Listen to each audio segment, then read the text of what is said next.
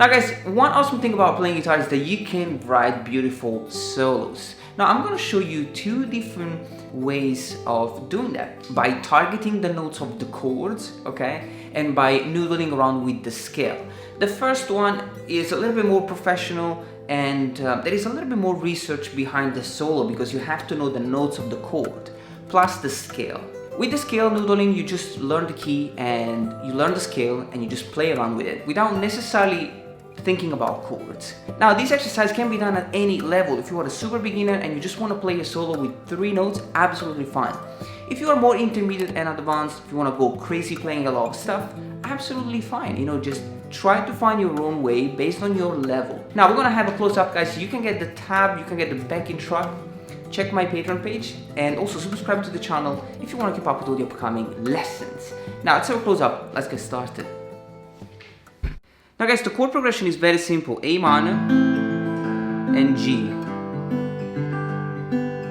Okay?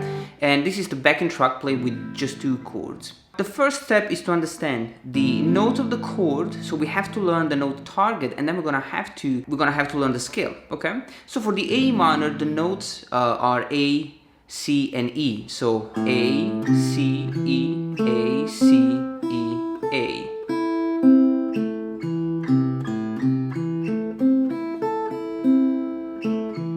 So these are the notes that I'm going to use when I play the A minor chord. And then when I play the G chord, I have G, B, and D. So I break down the chords into single notes.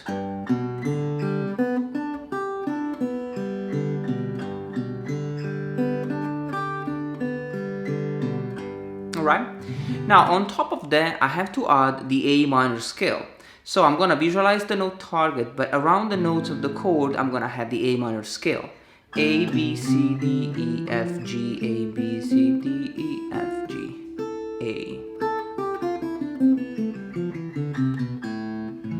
Okay? Now guys, once you learn the note target and the scale, then you're gonna start playing around with it. So the very first example, I was playing just with the notes of the chord, okay? So note target. And I was playing like this.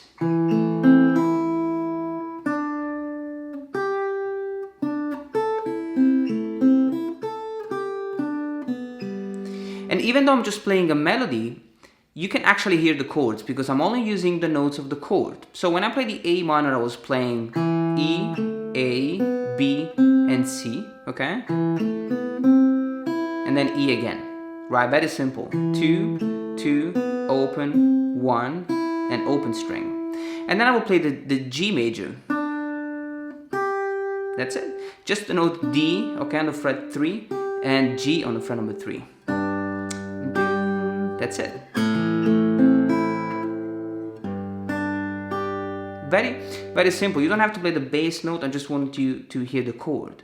Now the second line I was playing. Now this is literally an A minor arpeggio. So I was playing A, the fret 5, E, the note C on the fret number 1, and A on the fret number 2. Then back to the fret number 1, C, E, and A. So, and then G major, G, D, B, and G. 3, 3, open, open. So I'm literally just playing the notes of the chord in a melodic way. Then I switched to scale noodling, and I came up with this idea.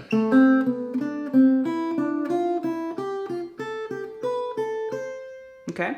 And as you can see now, you can't really hear the chords anymore because I'm just playing with the A minor scale. I'm playing this pattern, starting on the G string, fret number 2, and then fret number 1 on the B string, open string, fret number 3, and fret number 1, E string open, and the fret number 3 on the B string, and then on the E string, fret number 1, open, 3, 1, 5, 3, 7, 5, and 8.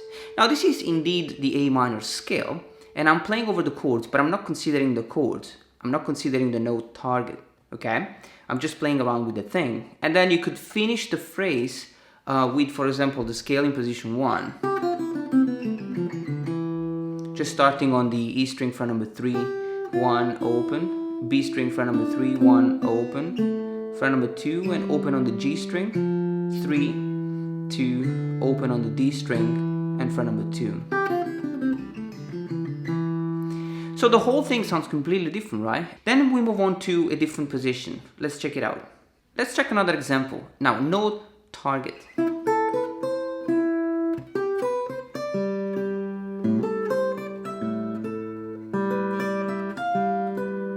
Okay, I'm using the bass note so that you can hear the chord. Now, in this example, I'm playing A minor, an A minor chord, okay, which is this one. Let's narrow it down to 3 strings only. So I have the chord, which is C, E, A, and C. And the scale I'm using here is this one. Okay. So I can decide, you know, I can play the A minor, which is 5, 5, 7, 8, and back to the 5, which is target note, scale, target note, target note. I'm literally just playing around the chord. Now when I play the G major, I have this shape here. I'm playing the G major like this.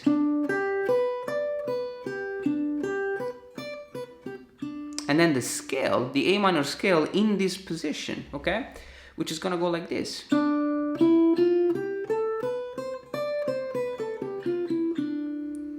So I will play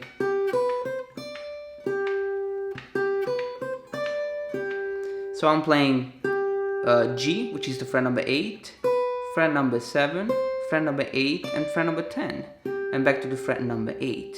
So I'm playing target, target, scale, target, target. So I'm really using just one note of the scale. Now same thing for the next example, A minor. This is A minor. Consider this chord to be like this.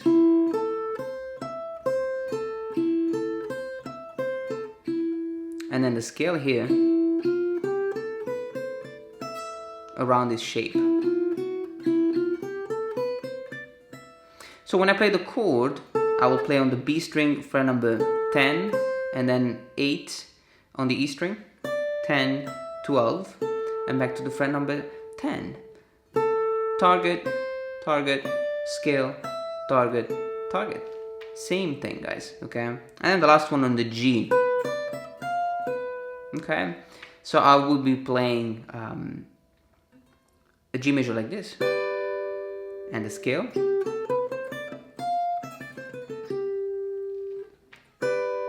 Same thing, B string fret number 12, which is target, E string fret number 10, which is target, fret 12, which is the scale, and back to the fret number 13, which is a target note.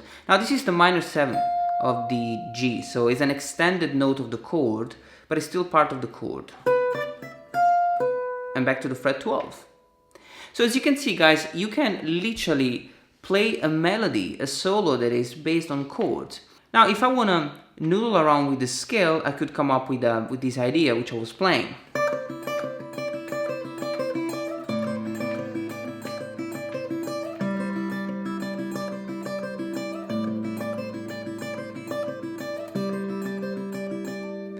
And as you can see here, there's just 3 notes. Okay? But I'm not really considering the note of the scale. I'm just considering, I'm not considering the note of the chords. I'm just playing around with the same riff over and over again, which is on the E string, and I'm playing fret number 10, 8, open. So I have 10, 8, open, 10, 8, open, 10, open. That's it. And then I'm gonna slide the second time. Rather than play the open string, I'm gonna slide from 10 to 12. That's it.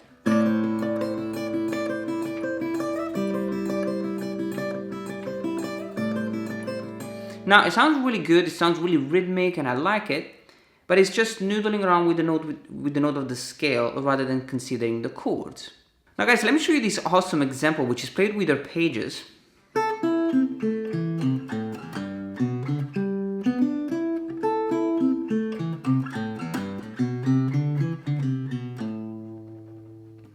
And as you can see here, like I'm not playing chords, but because I'm playing the arpeggio, I'm only playing target notes. So the A minor will start with the note A on the E string fret number 5. Then I have fret 5 on the B string and fret 5 on the G string. Then I'm gonna play the D string fret number 7 and the A string fret number 7, the low E fret number 8, and the low E fret number 5. And then I'm playing a G major chord. Literally an arpeggio, beautiful arpeggio. G, B, and D. Fret number 3, fret number 2, and the fret number 5. Fret number 5 on the D string, fret number 4 on the G string, fret number 3, and fret number 3 on the E string. That's it. And then I can break the pattern the second time.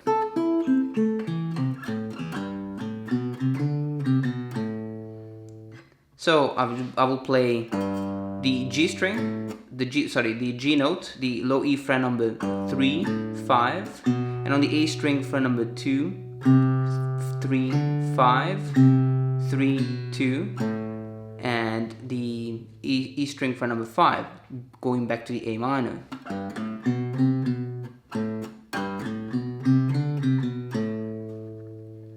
And then if I wanna use the same concept here in the same position and just play the scale,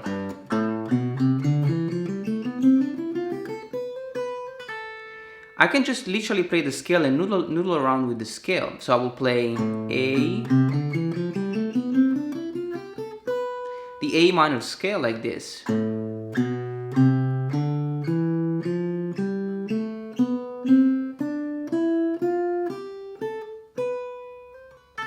I just finished with 3 notes, 7, 8, 7, 5. Okay, and then I can and then I can just keep going. You know. Now this scale is going to start on the B string fret number 8. Then I have 8, 6, 5. Then I kind of change position going on the G string fret number 7, 5, 4, and back to the fret number 2, and then fret number 5, 3, 2, 5, 3, 2, and fret number 6. So there are a lot of different examples, a lot of different ways of doing this. So really take it step by step and try to come up with your own idea. So I'm gonna see you on the next video for another tutorial.